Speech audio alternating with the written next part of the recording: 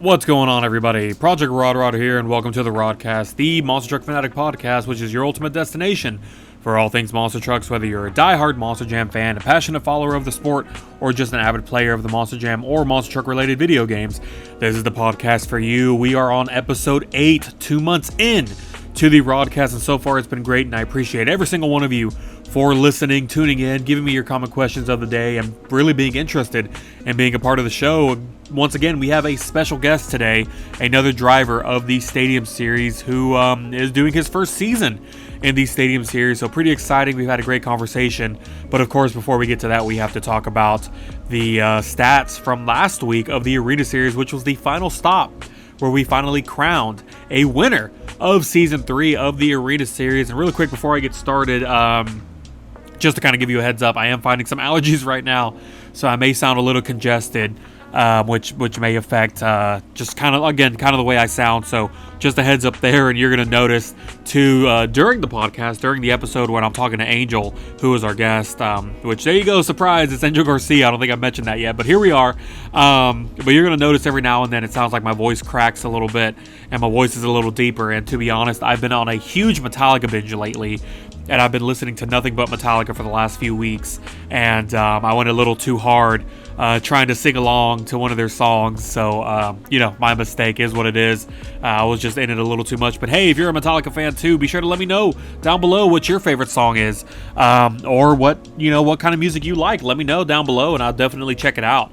I'm always open to more being introduced to more music and different music tastes, but let's go ahead and get back to the matter at hand, which is the Arena Series. And the final stop of the Arena Series was the final stop of Season 2. Wilkes-Barre, if I'm pronouncing that correctly. I've been corrected in the past, but I'm just going to continue saying Wilkes-Barre. But at the end of Wichita, we had El Toro Loco on top with 89 points. Captain Curse was in second with 82, Gravedigger in third with 80, Doomsday in fourth with 66, Ice Cream Man in fifth with 63, and Monster Husky in sixth with 61 points. So, going into qualifying, again, Wilkes-Barre is one of the most difficult tracks just because of the quick, tight turns, and just it's a weird layout, and it's really hard to get to get used to and to get a hold of.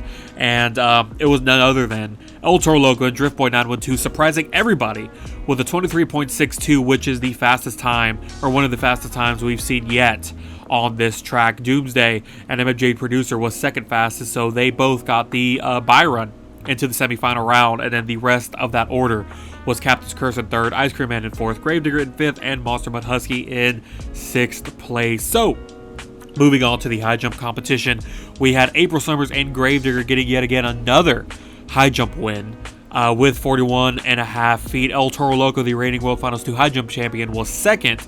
Unfortunately, he hasn't been able to get another high jump win ever since losing his streak back in, I believe it was Salt Lake City. Ice Cream Man was third, Doomsday fourth, Captain's Curse fifth, and Monster Husky in sixth place. Now, racing was next, and racing was one of the best racing events we've seen so far. To start it off in round one, Gravedigger and Ice Cream Man going head to head, and this race was completely 100% all Gravedigger because Ice Cream Man received a penalty for going over the white marking area that was out of bounds, so he received a 3-second penalty. But Gravedigger and April Summers also unfortunately hit the out of bounds area as well at the last second, which gave her a 3-second penalty, which gave the race ultimately to Ice Cream Man.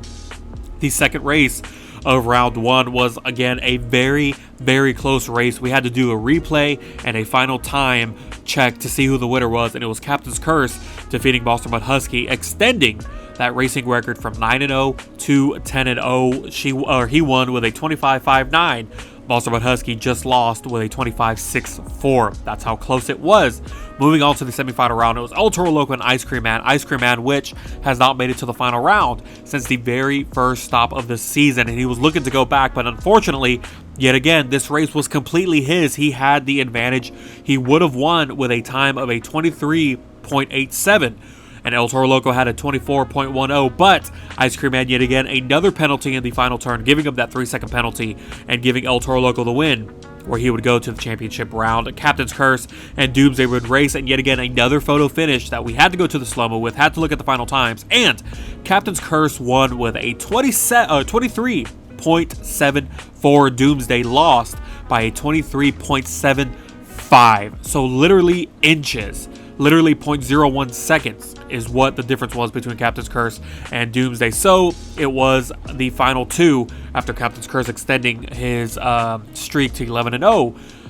El Toro Loco and Captain's Curse were the final two in the championship race in Wilkes-Barre, and literally it went exactly the way you thought it would. Captain's Curse being undefeatable all season long with a 12-0 racing record, winning with a 23.34. El Toro Loco had a 24.45, so a little over a second win over El Toro Loco. So going 5 racing wins this season, beating the previous record that April Summers set with 3 racing wins in one season. That was in the Stadium Series in season 1. April Summers had the best racing record ever with 11-2. This time around, Captain's Curse has a record of 12-0. So, Captain's Curse and Crazy Monster Jam fans setting records and breaking records in Season 3 of the Arena Series, and he came out victorious with yet another racing win. Moving on to the skills competition after coming out hot in racing. Captain's Curse and Crazy Monster Jam fan getting a skills win with a phenomenal attempt. Definitely one to check out. A 9.042 was the score. Monsterman Husky in second, Gravedigger in third, El Toro Loco in fourth, Ice Cream Man in fifth, and Doomsday in sixth. And it was somewhat heated and controversial given that the judges were kind of questioned in this event, especially when it came to freestyle, because Doomsday, an MMJ producer, getting his third freestyle win of the season, which shocked a lot of people, given that it even shocked him as well, because he felt like he really didn't deserve that score. But he got a final score of a 39 with a 1 in bonus, so a 40. El Toro Loco in second, Gravedigger in third, Captain's Curse in fourth, Monster Mud Husky in fifth, and Ice Cream Man in sixth. So definitely a very controversial event.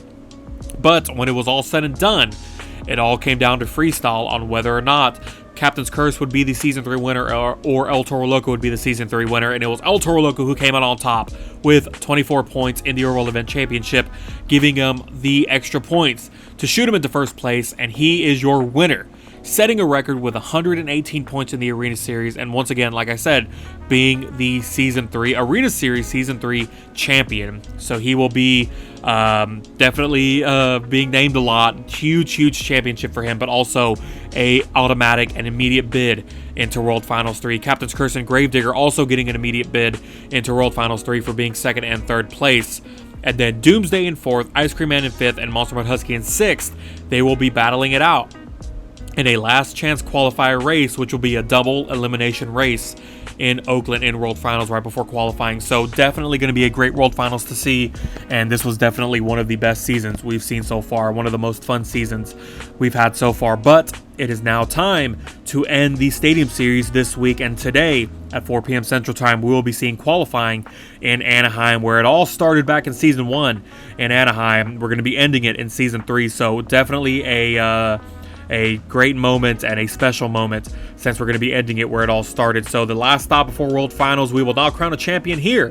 We're going to be crowning a champion at the end of World Finals 3. So going into Anaheim, Dragon is in the lead with 185, Monster with Dalmatian in second, Bakugan Dragonoid in third, Megalodon in fourth, Northern Nightmare in fifth, tied with Max D, Blue Thunder in 7th, Earthshaker in 8th, Soldier Fortune in 9th, Alien Invasion in 10th, and Crush Station, in 11th place. So be sure to check that out and see who's going to be on top going in to World Finals 3. And just a reminder, if you are a Patreon, you would have seen this already last week, and this week there will be a break because World Finals 3 will be a YouTube premiere starting August 26th, where everybody's going to find out the champion at the exact same time, and we're going to be having a live chat so everybody can talk to each other as we move on through the event. So definitely going to be a great one to see. So moving on to the... Again, I gotta do it. I'm gonna make this one quick. Again, W Energy, guys, be sure to check it out. Use code Project Rod to get 10% off of your W Energy order. Beach and Peach, Galaxy Grenade, definitely check those out. If you're unsure, get the sampler pack. Comes with a shaker cup and 3 samples. It's about like $16 or so, and definitely worth it. So again, be sure to use code Project Rod to receive 10% off of your W Energy order. Be better with W Energy. Now let's go ahead and get started with today's conversation. And again, a great guest, Angel Garcia, the driver of Earthshaker in Season 3 of the Stadium Series. So I hope you guys enjoy, and I'll see you all at the end of the conversation. All right, so for today's guest, we have yet another driver from the Stadium Series.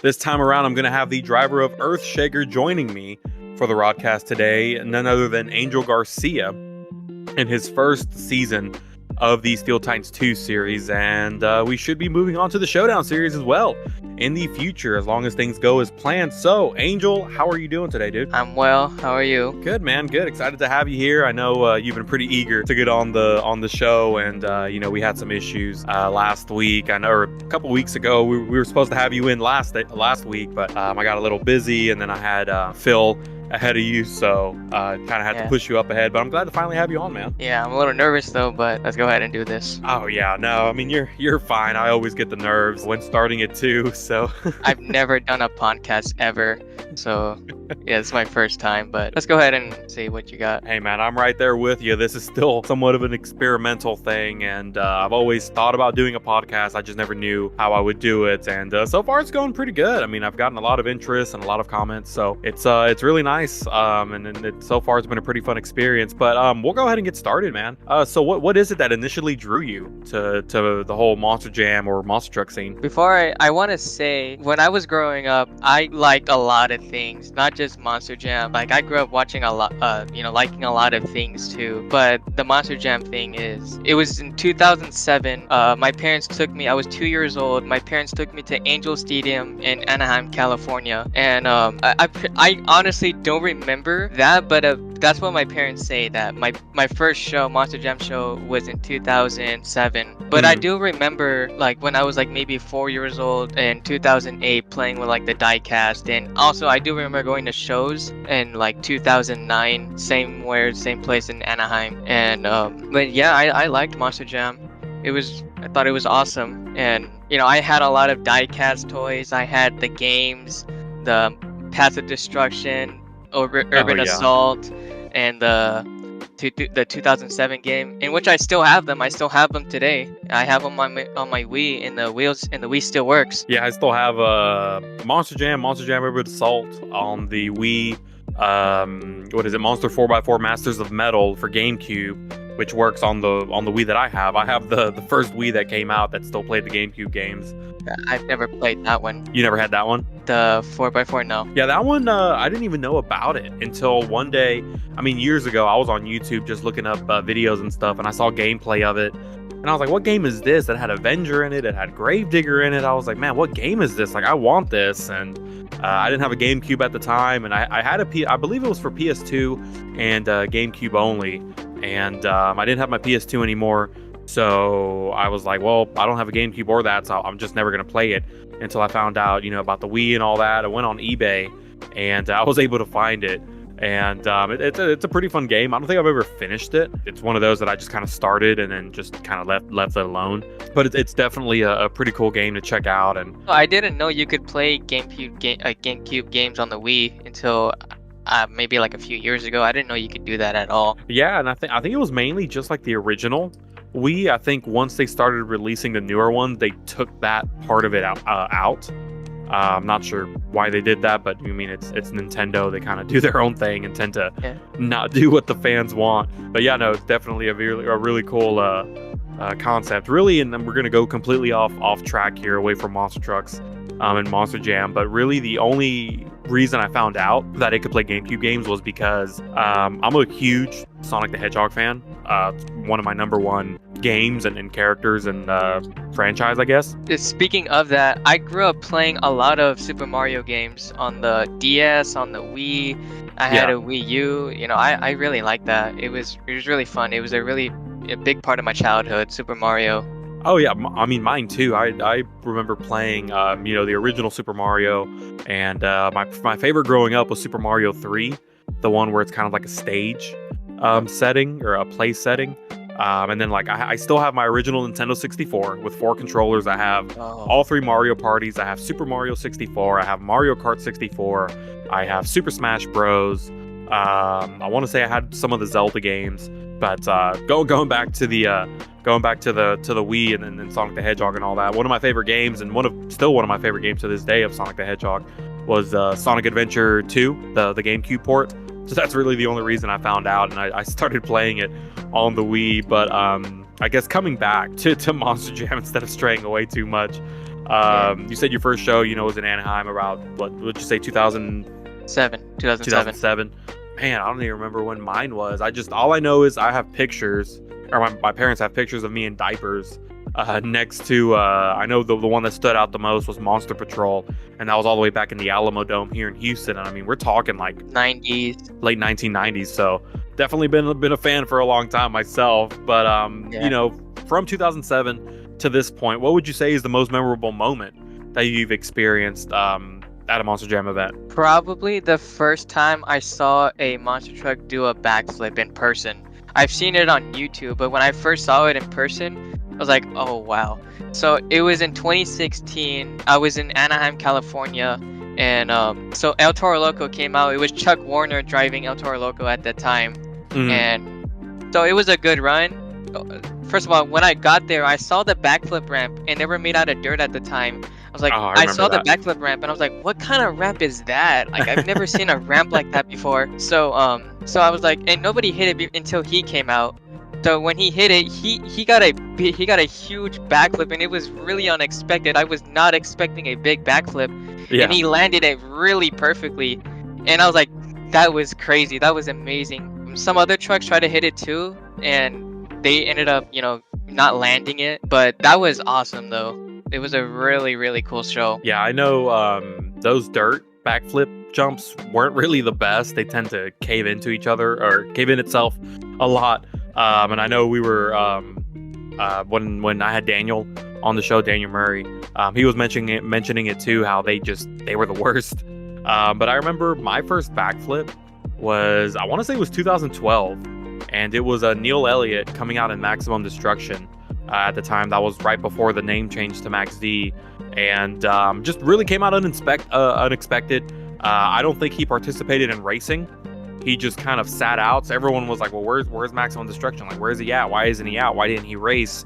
And I believe it was Gravedigger won racing that night. And as soon as Gravedigger won, did the celebration, did the thank yous, here comes Neil Elliott, making a lap around the track. And then all of a sudden, boom, he hits a semi-truck that was just parked there, did a backflip, perfect backflip, comes out. I mean, everyone's going crazy. And I think I made a clip of it on my Instagram not too long ago, and I can definitely see if I can pull that up. I think I did it on YouTube as well as one of the shorts where, I did my first Maximum Destruction backflip versus my last Maximum Destruction backflip to, I guess, in relation to Tom's retirement. And I actually saw that, but I didn't know that was you that posted that. I saw that. Yeah, it was actually, it was my sister who was recording, and she put it up on her channel. And it took me a while to find it because it had been so long and she couldn't even remember what the name of her channel was. So I ended up finding it, and I screen recorded it to take that clip specifically for that short. But I just remember the rest of that video. Towards the end, it's her panning the camera to me, and my jaws just dropped, and I'm just like amazed, and everybody's going ballistic around us, and it was definitely a really good memory of mine when it comes to Monster Jam, and that just made me even more of a Maximum Destruction fan at that time. But speaking of favorite trucks and favorite drivers and whatnot, who would you say is yours? And it could be anybody from the past or even current. Yeah, the thing is kind of a hard question because I've been a fan for a long time, and I've seen a bunch of trucks that have came and gone. I guess you kind of develop a favorite really quickly, and I would say probably right now my favorite driver and truck. I guess I'm gonna have to go with Max D, I guess, and Tom Meents. Hey man, you can't go wrong with that. Of course you can't. But in the past, I would probably say like, Lupe Souza and El Toro Loco, because that's a truck that I grew up really liking. Oh, for sure. I really like the old look a lot better than the new look. Though I thought the white horns were a lot cooler than the other ones that are right now. Yeah. And the darker red too. I really like that color. Yeah, I remember too. Back in what was it? Maybe 2008, possibly in Houston. They did like a funky show. It wasn't your average Monster Jam show where it was, racing and freestyle. I believe it was called a thrill show. And what they did is they took racing completely out. And they did They did a donut competition, a wheelie competition, and then freestyle, and that was it. That was the entire show. I mean, they had like some stunts. They had this guy drive a stunt car into the back of a bus that was standing vertically up in the air, and they had like Supercross and all that stuff. But anyways, the thing about this show is that El Toro Loco was there, and it was Lupe Sosa driving. And this was the one and only time I ever seen El Toro Loco like this. But it was like a very dark, like super, super dark red, almost maroon. Oh yeah. El Toro Loco. That one's a nice one too. Yeah, and that one was personally one of my favorites, and I think he didn't do it. Maybe it was just like that one season. But that was one that stood out to me. But for sure, Lupe Sosa and El Toro Loco was one of my favorites growing up. Even whenever he moved to Grinder. He was still one of my favorite drivers, and I loved that Grinder truck. Yeah, it was pretty cool. And then, what's his name? Tony Farrell, excuse me. Tony Farrell and Blue Thunder, one of my favorites growing up as well. Obviously, Dennis, and Dennis is still going to be one of my favorites of all time. Todd LeDuc in Metal Militia and in Monster Energy.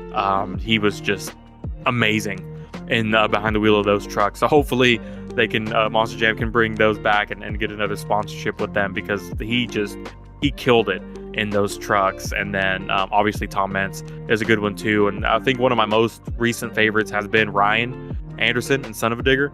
I've met him, and it's a super great guy. I've met him too. It's incredibly nice, incredibly humble, and just all around just a great guy. So that would kind of be, it's kind of hard to pick I guess a for sure just single favorite. Yeah, it's hard. You have like a ton of favorites. Yeah, I mean, I've been a fan for a really long time too, so it's all gone back and forth and everything. But it's regardless, it's hard to pick one. They're all my favorites. They're all phenomenal drivers.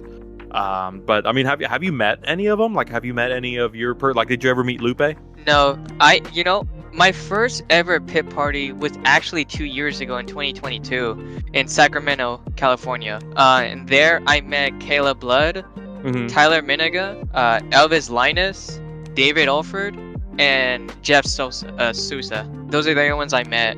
But I did meet other drivers later on. But my first ever pit party was just 2 years ago. Oh wow. Yeah. Yeah, I've tried going to pit parties in the past few years, but it's just at some point they used to be free, and now you actually have to pay to get into them now. But I think one thing that kind of kills me when it comes to the pit parties is like, yeah, it's great, to do it. It's like 2-3 hours long, more or less. But then you kind of have to just like sit there. The lines for sure, the lines for all the drivers. But then once the pit party is done, you're sitting for like 2 hours waiting for the show to start. So it's like there's really nothing to do in between. So that's just the part that kind of kills it for me, if I'm being honest. Well, when I go to the pit party, I get the early access, so I have time to meet everybody. There's no lines.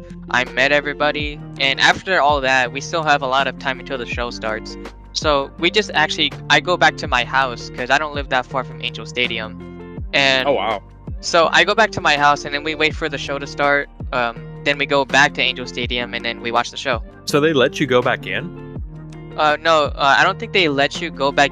Well, when we left the pit party, they said you can't come back in. I'm pretty sure they meant like you can't go back in the pit party, but the show. Huh. I didn't know that. I guess I've always been too worried that if I leave after the pit party to go do something, that they're just gonna be like, nope, you can't come back in. That's it. We scanned your ticket already. And then, Well, it's different tickets for the show and the pit party. No, this is true. I mean, I haven't been to a pit party since they started charging you for it. So I'm sure that might have a lot to do with it now. Because before it used to be like, go to a Jack in the Box, go to a Metro PCS, go to whatever, and you can get free pit passes from there. You just pull it from a little booklet and then just hand it to them at the stadium. But now, when I go check out for the tickets, it's like $20 or something to get in. So I guess they changed it. I might have to give it a try. And maybe because they're coming to Houston this October, so I might have to give that a try. Maybe I can get in. It'd be great for pictures. That's really one thing I want to do, is I want to take a lot of pictures and some video. And I know last time around, Monster Truck Lord, I believe, what is his username? He was here at the Houston show. Avengers Racing was at the Houston show. So it'd be really great to meet those guys and kind of chit chat. They've been around for a really long time and they go to tons of shows. Yeah, So just I see that on YouTube. When I went to the Superstar Challenge in November last year, and I mhm. actually saw them there, but I didn't, say hi or didn't say anything. I just I'm like, oh, okay, there they are. Just kind Yeah. of saw them and moved on. Yeah. It's like, oh, Yeah, I know them, but I was like, whatever. yeah, yeah. I know. I'm sure I probably would have been pretty awkward or shy. I'm not. It's easy to be talkative and stuff, and like do these videos and do the podcast and all that. But in person, I'm really awkward, and I'm somewhat of a shy person. So I'm sure I would just kind of stand there or just walk by them and not say anything. But no, definitely something I should give a try. For the Houston show later on this year, here in a couple months actually. But moving on to the actual events themselves, what would you say is your favorite part of the show? A lot of people would say freestyle, but a lot of things could happen at any part of the show. Like in racing, you could have a crash, it'd be crazy. In skills, you can have somebody do an awesome, crazy move. That's probably the move of the night. And in freestyle, could literally blow your head off, and it's really fun. Yeah, I mean, growing up when it was only racing and freestyle at the time, my favorite was freestyle, and I'm like you said, I'm sure everybody's was. As I gotten older and kind of appreciated the sport a little more, I've come to like racing a lot, and it's one of my personal favorites. When it comes to playing the games and doing the videos and all that, it's just fun because like you said, there could be a crazy crash, there could be a flip, there could be a save, like both trucks can crash and now they both are on evil footing. So it's just you never know what's going to happen in racing. In freestyle, you're either going to see a wild run or a flip. You kind of know what to expect.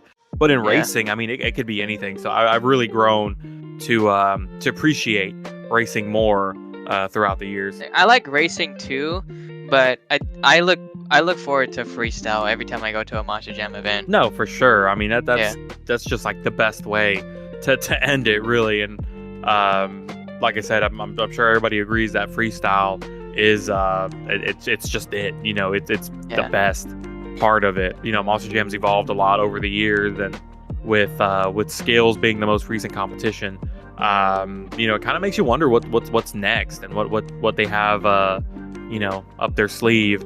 And that kind of leads to my next question. But what would you like to see in the future of Monster Jam, be it a new competition or just some kind of new move or something? I saw this on Instagram not too long ago. It was about it was a post that Bari Musauer posted about saying what's the next move in Monster Jam. Mm-hmm. And when I saw that, I was actually practicing on BeamNG Drive. I was trying to do a donut to a bicycle, and I'm like, that would be so cool to see that in real life. That's a hard thing to do in BeamNG Drive, and I don't know how hard it could be in real life too for somebody to actually do that. Yeah, and I mean, if you think about it, it's kind of like, well, I don't think we've seen a bicycle into a sidewall, but not a sidewall into a bicycle. So I was gonna say it's kind of like that, but no, I mean, I've never really thought of that. Going from a donut into a bicycle, that would be really insane if they could pull it off. And I guess depending on how fast they're going, if they're going too fast, they might not be able to get it in time. I mean, you're talking about reacting in a split second. Time it just right. Yeah, but no, that's really interesting. I never really thought about it that way. That's definitely a new one for me, and I don't know. Might have to give that a try. In Steel Titans or and BeamNG. But speaking of BeamNG, we're gonna go off track here a little bit.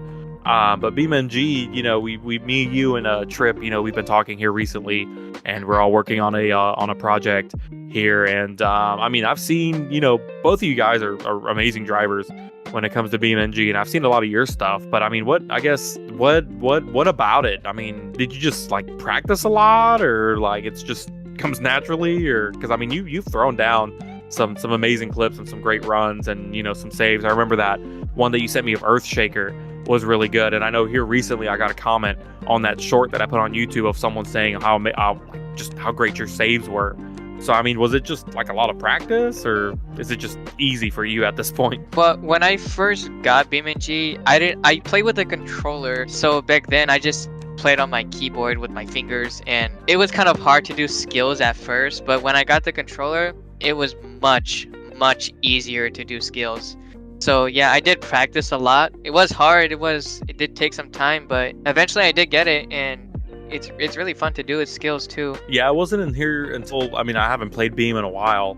I've been, so sucked into the Steel Titans 2 series. But, last time I played Beam, I decided to give a controller a try. And it's that I agree with you. It's a whole lot easier doing skills with the controller. It's a huge difference maker. And I think the only thing right now that I'm having issues with is mapping the controller right to where I can push buttons for the rear steer. Because right now that's the only thing that's probably kind of screwing me up a bit. But I only have a few. Go ahead. You play on realistic mode? There's two modes. There's arcade and realistic. I play on realistic mode, and yeah, I do change gears when I do skills. It's a lot easier to do that too instead of playing on arcade mode. Oh, okay, yeah, I know what you're talking about. Yes, I have tried it on realistic, because it is a whole lot easier when it comes to skills doing realistic mode and changing all the gears and everything. But it's just mapping the rear steer for some reason. I don't know. I might just not be too familiar with it. But trying to map the buttons to control the rear steer is just like my biggest hurdle right now. You could change them though. You could change the controllers. When I do the rear steer, I got my controller and I just press down on it, and one of the joysticks. I just press down and it toggles the rear steering. And that, but in what direction does it turn it? It turns whatever way you're turning. If you're turning left, the rear tires will turn left. If you're turning right, they'll turn right. Got it. Okay, I'm gonna have to give that a shot then. I need to do my part of this this upcoming project we have going on. So I might have to give that a try because I have a few Beam videos on my channel, not too many, and everything's been on keyboard. And it's tough. It is. It's really hard to do that on. Yeah, and I feel like the controller. I've been playing on the controller for a while now. I go back to the keyboard. I'm like, I can't do this. This is too hard. Yeah, I feel like the keyboard. It's not as responsive as the controller. I feel like the controller gives me way better response time. Yeah. So I just need to play with it a little more. That way I can get a little better at it and get this project up and running. That we have going on. But I guess coming back to everything, and really let me just speak out to everybody really quick. Be sure to keep a lookout for that. There's been some hints here and there on the Discord. I say hints. I mean, we've been really talking about it openly in the server. Yeah. But I guess to anybody who isn't on the server listening to this, just keep an eye out. We have a nice little project coming out. Myself, Angel here, and Trip Racing, who eventually I'll have on the podcast as well. I know he's been wanting to get on it for a while too. So, but we have a nice little project coming up that I'm looking forward to, and hopefully it's the first of many. We'll see how it goes, and maybe we can have more. I would love to do that. I would like to do that again. For sure, and I know we've talked about it in the past, and you've brought it up, and I know Trip has brought it up too. So, definitely now that I'm kind of straying away from Steel Titans, kind of ending that, I'll have more time on my hands, and definitely be able to work on this a little more. Don't get me wrong, I love the Steel Titans series. It's been really great. It's been a lot of fun, but man, it is draining. And it's kind of bittersweet that this season is coming to an end because, one, it's coming to an end. So it's, that's going to be the last one, really, for good, possibly. I don't know if I'll ever bring that series back now that Showdown is out. But at the same time, I'm going to miss it because I'm on season 3. It's been a lot of fun. It's been a lot of fun experiences, meeting a lot more new people. And I don't know. I'm going to have more free time on my hands. But I'm just gonna miss it. It's become a pretty big part of my life.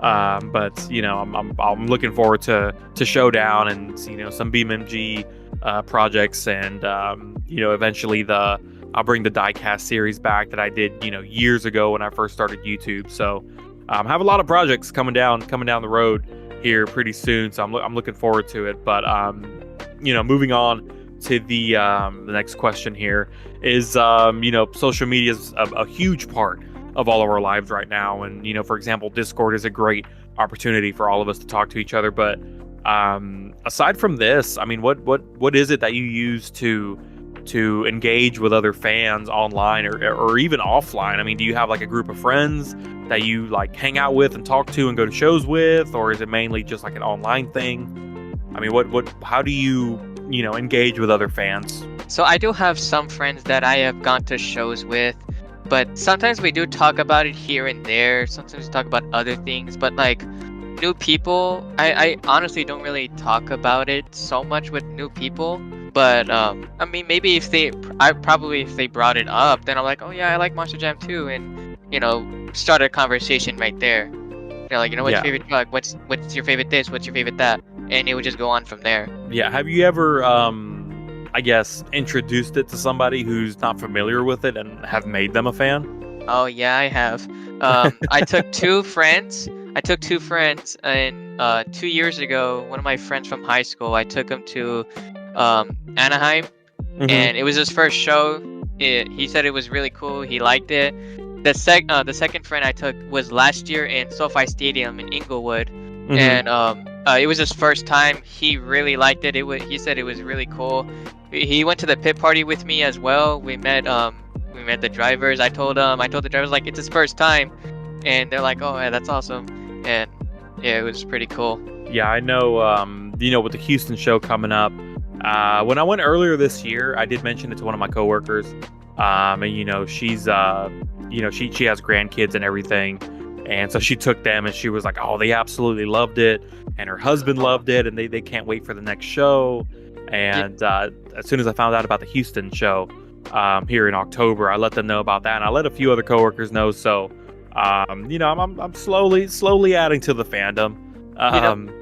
Another thing, actually, not too long ago, I was in Arizona with a couple of relatives, and one of my aunt was babysitting. I think her friends' little girls. They're like 8 and 6 years old. So we're like in the casino. We're in the casino. I was watching Monster Jam videos that I recorded from shows on my phone. And these little girls come and they're like, "Oh, are you watching Monster Trucks?" And they start watching it with me. And it gets to the point where the trucks do the backflip, and the girls went, "Whoa!" And like they're like freaking out. And then I also I actually gave them my phone, and they were watching Crash Madness on my phone too. Oh wow. And I was like, I told this to my friend the other day, and I was like, dude, I felt like a proud dad when I did that. Even though they weren't my kids, I was like, I felt like a proud dad. No, that's awesome. I know. No, it's always great getting reactions out of kids, and that's kind of like what I was saying about my coworker. She took her grandsons, and she said their reactions to everything, and like the backflips and all that stuff. I mean, it's awesome. And where I work, I have my own office, and I have a TV, mounted on the wall in there, and I downloaded Pluto TV on it. It's a Roku TV, so I downloaded Pluto TV, and I have that Monster Jam channel on there just running all day long, just in the background. Just if I ever want to just stop working for a few minutes, I just tend to look over and then watch. And that's how I got some other people interested, and they're like, oh, what is that? Oh, that looks so cool. And they'll just like stand there just staring at it, and I'm like, yeah, you should go. You should definitely check them out. Like it's totally a different experience in person. I mean, it's one thing to watch it on TV, but to be there in person, to feel the vibrations from the trucks, to hear it, to awesome. Smell the exhaust, and just the overall environment. I mean, it's fantastic. I love it. Yeah. As we progress here, so kind of going in a different direction here with the questions, when it comes to World Finals, and I guess before I even start with this question, have you ever been to a World Finals? This is gonna shock you. I've never. Well, apparently I have, but it was so long ago. I really do not remember. My parents apparently they said we have went to one in 2008, but I honestly don't remember that. And I could have gone to this year's World Finals because it was in SoFi Stadium, and again, I don't live that far from SoFi Stadium. Yeah. So, but I wasn't even in the country at the time. Oh So man. so I couldn't go, but Yeah, I saw the videos on Instagram. I was like, oh, this is cool, but I didn't go. A friend of mine went, and yeah, I've always dreamed of going, and the closest I ever got, I believe, was 2015, 2016. I almost went. It might have been 2016. I always get the year wrong. I don't remember. I think it was whenever I want to say Bounty Hunter might have had a split paint job between blue and yellow. yeah, So that I might think have that was in 2015 actually. there. Okay, so then it was 2015 then. One of those years. Anyways, I almost went then, and then this year I almost went. I wouldn't even say almost. It was kind of just a quick discussion, but then it ended up just being a flat out no. Yeah. Just because it was already too late, and by the time we figured out a flight and a hotel and all that stuff, I mean, it would have been crazy expensive just because it was so last minute. So with Monster Jam moving to Utah, the World Finals moving to Utah next year, I'm definitely have that in my sights, and it's going to be my birthday weekend. Actually, it's going to be July 4th and 5th, so it'll be a great birthday present to say the least. So definitely something I'm looking forward to, and I hope it works out. But speaking of World Finals, if you could choose 5 trucks and drivers for a freestyle, who would it be? And if you could choose 2 trucks and drivers for one championship race, who would they be? I'm sorry, can you say that again? So I'll go ahead and start with the first part of the question. 5 trucks and drivers that you would choose for a freestyle event. 5 trucks and drivers. So, and it could be from any time, any driver, whether they're driving now or not. Okay, so probably Travis Pastrana in Pastrana 199, and Jamie Sullivan in Monster Mud Dalmatian, Tom Mentz and Max D, of course. Of course. I guess Lupe Sosa and El Toro Loco. Probably Charlie Pocket and Monster Mud, but like the old Mercury body. Yeah, that was a good one. No, Dennis. I did say this. I did comment this on your one of your episodes. I didn't like Gravedigger growing up because I didn't like. You know what? I remember that. Yeah, I didn't like how a lot of people liked him. And I was like, well, what about this truck? This is cool. And and also the fan judging. It's annoying because I remember one time in 2019, I was at a show and it was Gravedigger. He came up. He flipped over pretty early, and he somehow got first place. I was like, he didn't even do a backflip, and I was actually really mad at that. I was actually mad when he actually got first, but he didn't win. The freestyle was Black Pearl, and I think Cold Frenard. Yeah. I feel like everybody has the same opinion when it comes to fan judging, but it's the absolute worst. It is the worst. Annoying. I believe somebody was it Nitro Studios asked me that, and I answered it for a comic question of the day. Which if you're listening now, be sure to leave one down below. I could definitely use some for future episodes. But I think I asked you that. Was it you? Yeah, it was. Oh, there you go. It was you. My bad. Yeah. But I hate fan judging so much, and it's so biased. And like I said in that episode, I've witnessed some kids in front of me laughing at giving a great run a 10, or excuse me, a great run like a 1, and a really bad run a 10, and then just laugh about it. And it's like, well, you're kind of ruining it for everybody else. And I know these aren't the only ones. I'm sure. And also tons. for the drivers too. No, yeah, absolutely. And I mean, you could see it whenever the drivers are upset because they know that they just threw down an amazing run, and they got like a low 8. So it's just, I hate fan judging, and I would just wish they would go back to just some legitimate professional judging. I guess no one's ever going to truly be happy because even whenever it was judges like that, people were still kind of hesitant on it and weren't the biggest fans. But yeah, I feel like that was more fair. I guess like they knew what they were doing. Exactly. And it was, I felt like they truly judged the best when it came to that. They gave the most fair scores. Yeah. Like the honest score to what they actually felt about it.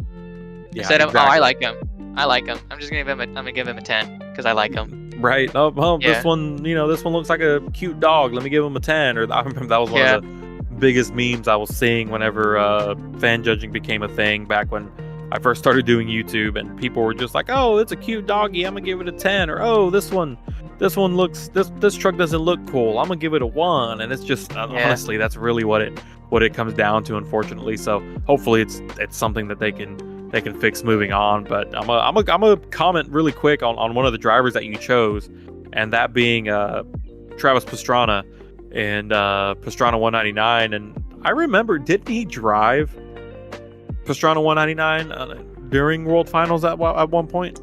I'm not sure. I know it was Courtney Jolly that drove. Yeah. Pastrana. But I want to say he drove it at some point. It's his truck.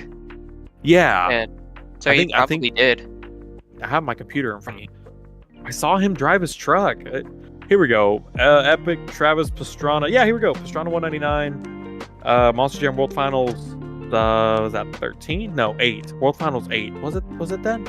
I remember him. He drove it, and it just shocked a lot of people because he did it. Yeah, here it is. Travis Pastrana's Epic Monster Truck Freestyle during Monster Jam World Finals 10. So there you go. It was 2009 World Finals 10. He drove Pastrana 199 in freestyle, and he ended up in 5th place. So really impressive. Yeah. So definitely oh no, it was Nitro Circus that he drove, not Pastrana 199. Let me correct myself. So that's why it was kind of hard to remember. That was one of my favorite trucks too, though, was Nitro Circus. Yeah.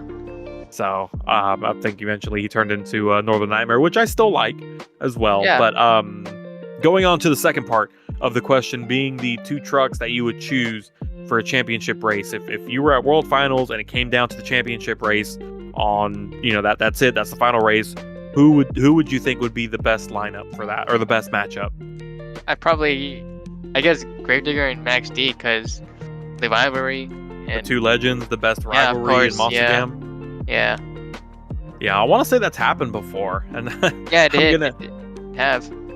Let me see. Tom Metz, and I'm going to look this up. I know it happened, and I forget which World Finals it was, but I think Dennis was on top. Tom Metz versus Dennis Anderson, World Finals. I know World Final 7. Is that right? World Final. Oh, it's taking me. Why is it taking me to Facebook? Of all places, I thought it was taking me to YouTube. World Final 7. It doesn't say whether it's a championship race or not, but I'm sure it was. Yeah, they have drove in other races. Yeah, Monster Jam 2006, and freestyle winner was Maximum Destruction with a 37, and racing champion was Dennis Anderson and Gravedigger. There it is. It's actually straight from the Monster Jam website. So for once, they actually have correct and updated information. So kudos to Monster Jam for updating their website. But yeah, no, for sure, definitely a great matchup for the final race of a World Finals. So, going on to the next question, and this one's always a tricky one. So, if you need some time, just let me know. But if you could create your own monster truck, what would it look like, and what would you name it? All right. So when I was in 2nd grade, I was actually in class at this time when I got this thought. So this was the time when Monster Mutt Wattweiler came out. So in 2011. So I was thinking, in the middle of class, I was thinking there probably another Monster Mutt would come out. And I was thinking, I was like, what would it be called? And I was like, what about Monster Mutt Pitbull? But it would be it'd have the Mercury body, it would be gray, a Pitbull. Yeah. Basically, just like a normal Monster Mutt, but with gray. It's gray. No, but with the Mercury body, yeah. That's what I'm thinking. That's what I thought. I actually drew it a year ago or so. Mm-hmm. Actually, I think no. But I remember drawing it. I'm like, this is what I showed my friend. I'm like, this is what I thought of when I was 7 years old. Yeah, I think honestly, I'm surprised that they haven't expanded on the Monster Mutt name. Technically, they kind of did, but not in the real life.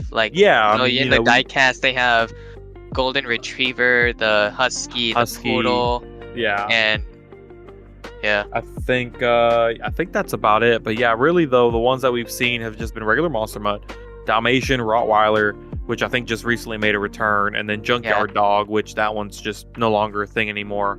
I don't think that's really a new breed of. It's just it's not really a new breed of dog, but yeah, for sure. But yeah, you would think they would expand on it a little more. It would definitely kind of stray away from 3-4 different monster mutt Dalmatians running at the same time or whatever it may be. I wish Monster Jam would actually act on that and add more breeds. It would definitely be pretty interesting and make for some great die casts that they could sell. If they do my concept, they have to do the Oldmare Gray body for this. They have to do it. I wonder if they would ever bring it back. I don't think they realize how many people really, really like that old school Mercury body. Yeah, I grew up with it. You did. A lot of people also did. So yeah, I know. Our childhood. What was it, 2015, 2016? I don't remember. But that's whenever they started switching to this body. And it was very cartoony. And I think that was one of the biggest issues. It just looks so cartoony. But I mean, you got to realize too that they basically wanted it for the younger fan base, for the kids. That way they can like it more, and they could, I'm sure, so they could sell more merch for Monster Mutts. So is what personally, I don't hate the new ones. I think they're neither do great. Yeah, neither do I. I like them too. Yeah, they're great in their own way, but the old ones are definitely a very nostalgic look and a great look. But we'll go ahead and move on to the Steel Titans 2 portion of the questions here, and I mean, really to say the least. When it comes to season 3, it's your first season and everything, but I'll admit, I mean, there's some really tough competition out there, and a lot of people have really shocked me when it comes to driving and everything. And I know so far you've gotten a high jump win back in San Diego, and at this point, finishing off Glendale. I know here next week. Well, apparently no. This is going to be released Monday, so technically speaking, today. We're going to be starting the last stop in Anaheim. But finishing off in Glendale, at the end of that, you were currently in eighth place. How have you felt, or how do you feel about where you stand currently, and where you might stand going into the future? Well, when I recorded my Glendale run, or when I saw my score, I was kind of upset of the score I got. But honestly, I'm kind of over it now. But where I'm at right now, honestly, it's fun. It's fun to be in this. It's fun to be in this series, and I would like a win too. But right now where I'm at, I'm good. I'm good where I'm at. Yeah, and I know we had a little bit of conversation going on YouTube and on the Discord too about the judges and everything, and it's not gonna always be what you think it's gonna be. All in all, I mean, they still shock me too. I mean, I don't really tell them what to do or say, hey, like, that's not right. I try not to get too involved because I don't want to, I guess, be too much of an influence. I tend to just stick to only bonus time. I let them judge the regulation, and then I do the bonus time. That way it's just one single judge for bonus and nicotine myself, and I can let them do the regulation. So I'll be honest, sometimes they really do shock me. And one of the most recent ones, the last stop of the arena series, where Doomsday got that freestyle win, and I don't know if you've seen that yet, but it was kind of shocking. It was kind of shocking to see him win. Yeah, I was not expecting that big of a score when I saw that too. Yeah, when I saw it too, and honestly, I didn't see the run until editing and the commentary, and I was like, whoa, like that's kind of steep. Yeah. But I mean, sometimes it is what it is, and you got to realize too that even throw the fan judges out of the window, even with the old judges that we used to have, sometimes they did overscore, sometimes they did underscore. I mean, the judges aren't always going to get it right, and it's not always going to be perfect. But I mean, it is what it is. It didn't really affect anything too hard. when it came to the final standings, and Drift Boy 912 and El Toro Loco ended up being the winner, and by a pretty good margin overall in the season. So huge congratulations to him, and kudos to him for an amazing season. But at this point, all we can do is move forward and hope for the best in the future. And maybe for the Showdown series, we can get some more judges on board, and maybe we can kind of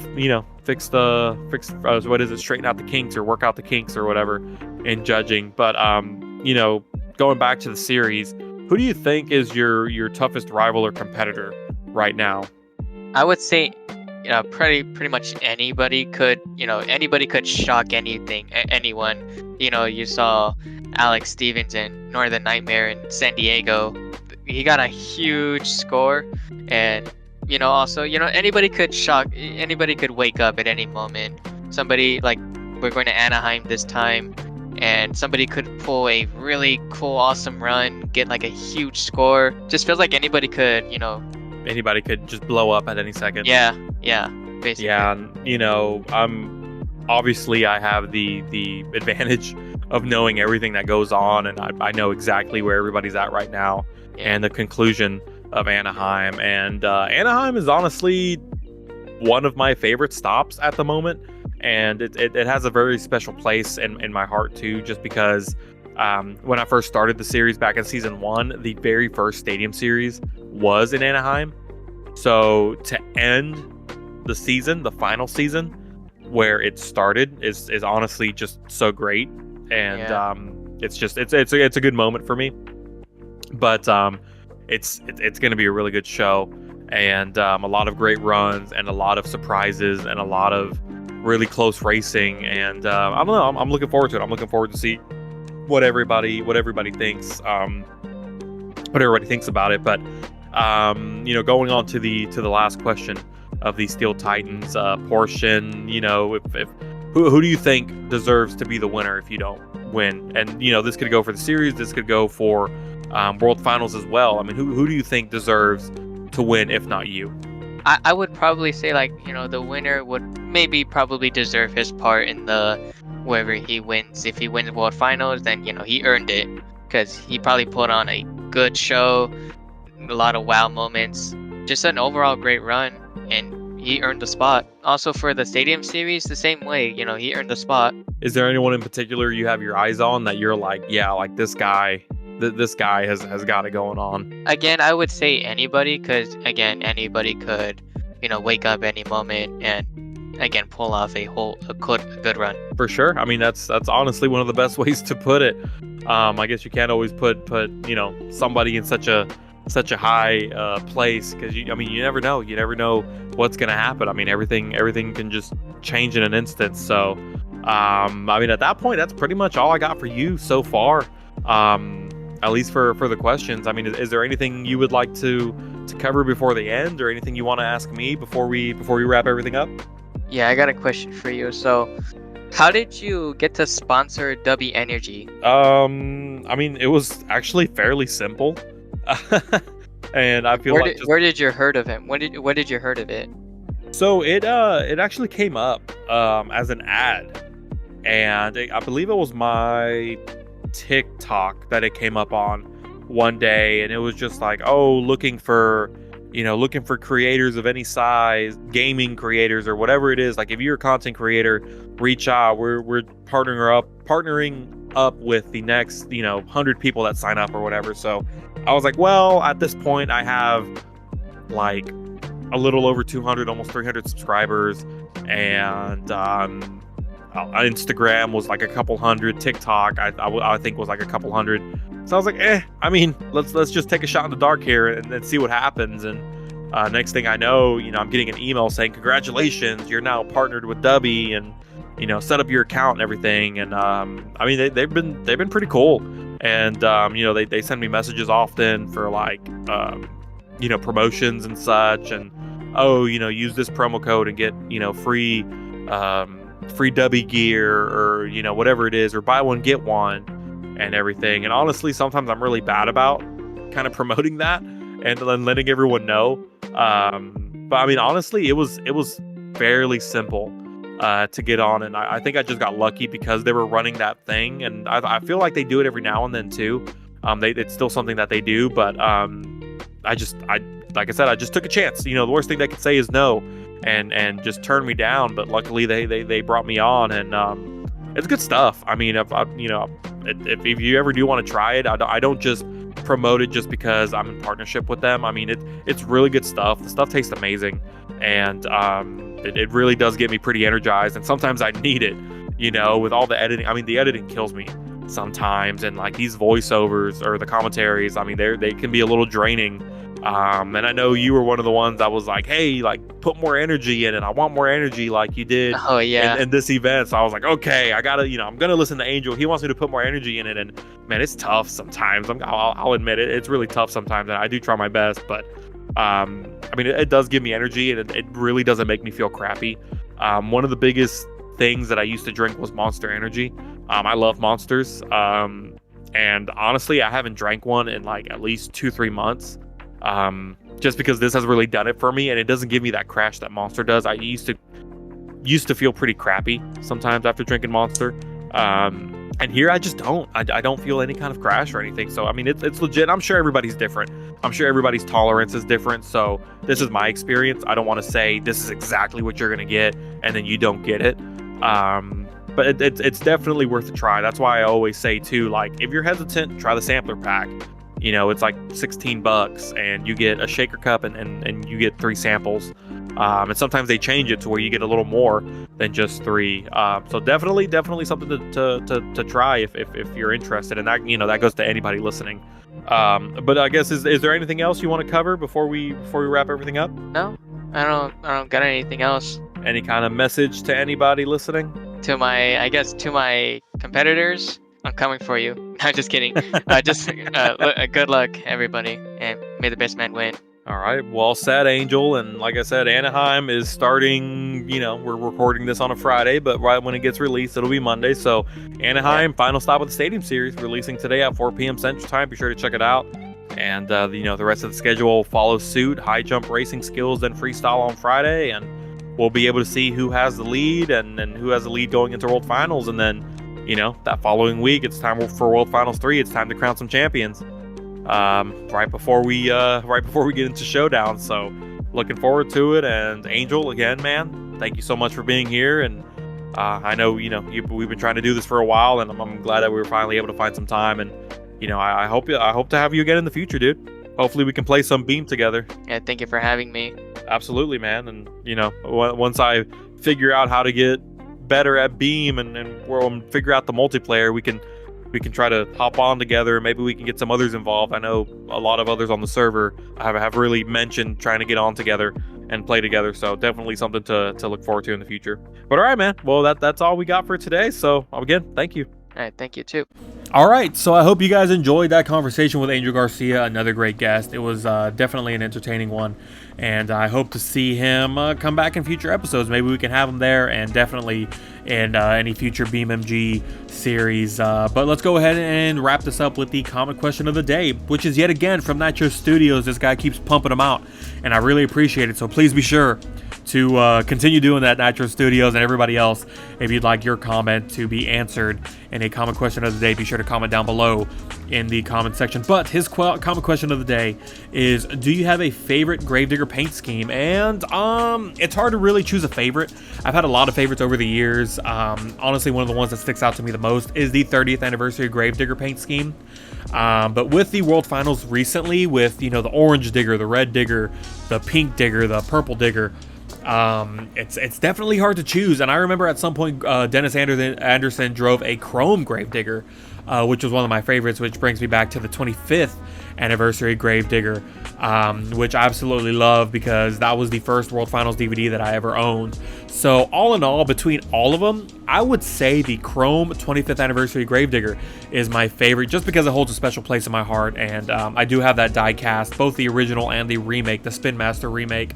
Definitely a great truck, and I actually recently scored another one on eBay fairly cheap, so now I have 2 originals, one open and one sealed. So let me know down below what Gravedigger's paint scheme is your favorite. And again, be sure to comment down below a common question of the day that you'd like to have answered during one of the episodes. And yeah, guys, that's all I have for today.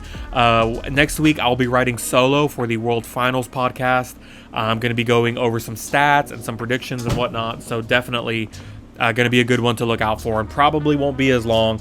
Kind of keep it short and simple, because my plan is to live stream Monster Jam Showdown up until the release of the Last Chance qualifier that day. So once again, guys, thank you guys so much for listening, for watching. If you like what you see, be sure to hit that subscribe button if you haven't already. If you like the podcast, be sure to hit that like button. Comment down below, give me some feedback. Let me know what you'd like to see or what you'd like to hear in the future. And once again, guys, I really do appreciate every single one of you.